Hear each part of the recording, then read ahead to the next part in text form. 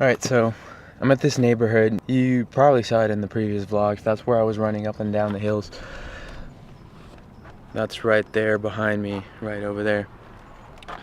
What I'm doing here today is I wanted to get some nice still photography with my drone, and I was looking for some pretty good geometric pattern. And it so happens that there's an orchard right across the street, right over here. The plan is to basically just go up and point the camera straight down and get some really nice pattern photography. There's also a quarry right behind me. We can't go there because it's a private property. I've been really wanting to go and get up on that hill right over there, but it's private property as well. So, and I want to be courteous enough to just not fly the drone straight up there and just snoop around. So I'm gonna keep a safe distance so I don't offend anybody or annoy the shit out of people here. First, I'm gonna fly around the orchard and see what we can get.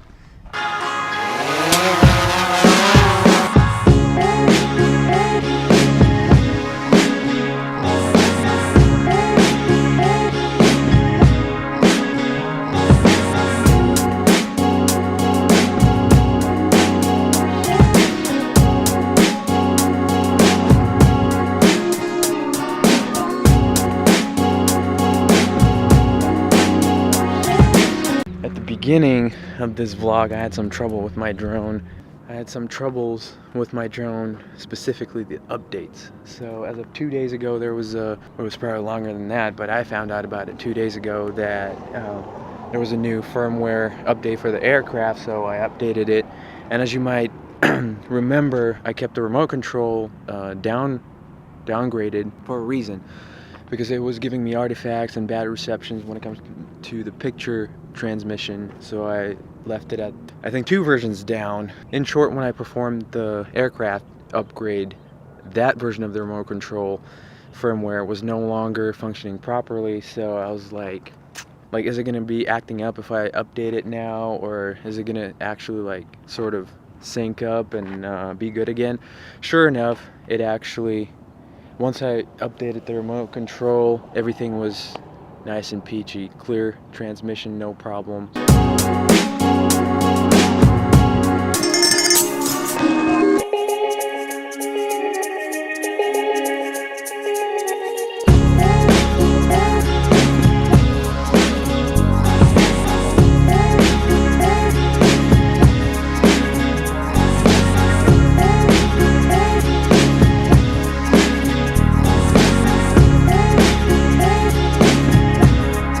When all the updates and everything works as it's supposed to, and you don't have to tinker with that, so you can tinker with all the other stuff that you actually want. I did remember to charge all the batteries. I did remember to put an SD card into the drone, so yay for being prepared today until I find out what it is that I forgot.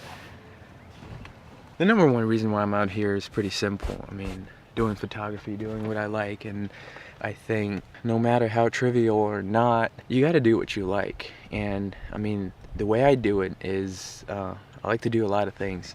Not at once, but a lot of projects, a lot of creative capacities. I call it the multifaceted creative operation.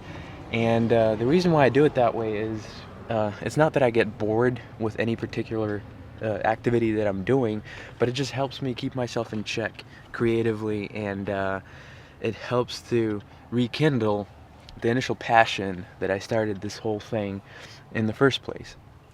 And it's just, like I said, it's not boredom, although that has happened. You hit that creative rut that you can't seem to get yourself out of. But I mean, for that reason, I've sort of set up this whole thing. I happen to be interested in these things too. It's not like I force myself to like photography or videography and drawing and whatnot. When the time comes, it just comes to me, and all of a sudden I just start doing something else.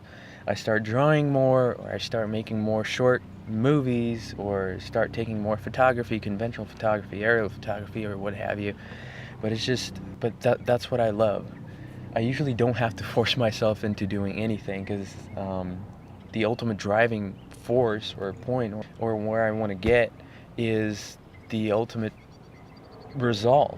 You know, I have a vision in my mind, a movie or a photograph or a project of some sort, and it's just like, even though the journey's hard, you hit a lot of bumps, it's just, I want to make it happen. Speaking of creative capacity, one that I haven't really been keeping up with and doing is sketching. And it didn't occur to me until today or yesterday that I got a package that I ordered the other day. And it's just something that was supposed to, oh my gosh, something that was supposed to sort of take care of the problem. As an artist and as someone that does drawing on a regular basis, you need a sketch. It's like with everything artistic, art related, if you want to get better at it, you got to do it. And you got to do it often. And one thing that I, as I mentioned, haven't been really doing was a lot of sketching. I don't really have an answer for as to why, but it's just something that happened. Oh my gosh. Now I knew this thing was going to be big, but look at this thing. I mean, it says very big sketchbook. What the heck? Look at this thing. I mean, I don't know, like, as I was, look how thick it is. What the heck am I even gonna do with this thing? I mean, I knew it was big. As I was reading through, I got it on Amazon, and there's a couple of different iterations of this thing. That's it. Mini review coming up right now. Very big sketchbook. Alright. Got it on Amazon, and I guess I didn't read through the entire description because this thing is humongous. I definitely didn't read the dimensions of it. This is 12.5 by 10.75 inches. 10.75, 12 inches. Look how thick. I mean, this thing is so big. You can literally rewrite the Bible in this thing and have pages left over. Or if you don't want to use it for sketching, I mean, I hear it's good for self-defense too. 300 sheets, therefore 600 pages. This thing weighs like 7 or 8 pounds. It's 2 inches thick. I mean, if you need one sketchbook in your life, this is it. This can chronicle your life, or if you're, or not. There's actually a challenge that I might give it a try now that I've purchased this thing that might force me into more sketching. There's this challenge that's supposed to fill up this very book in a month. That's filling up 20 pages of this humongous thing a day in order to fill this with drawing and sketchings within a month. 600 pages. This is like a coffee table book. Let me take it out of shrink wrap here. It's supposed to be 75-pound acid-free paper made by Art Alternatives. I know there's at least one more version of this made by someone else, but it's a hardbound book. Beautiful white pages.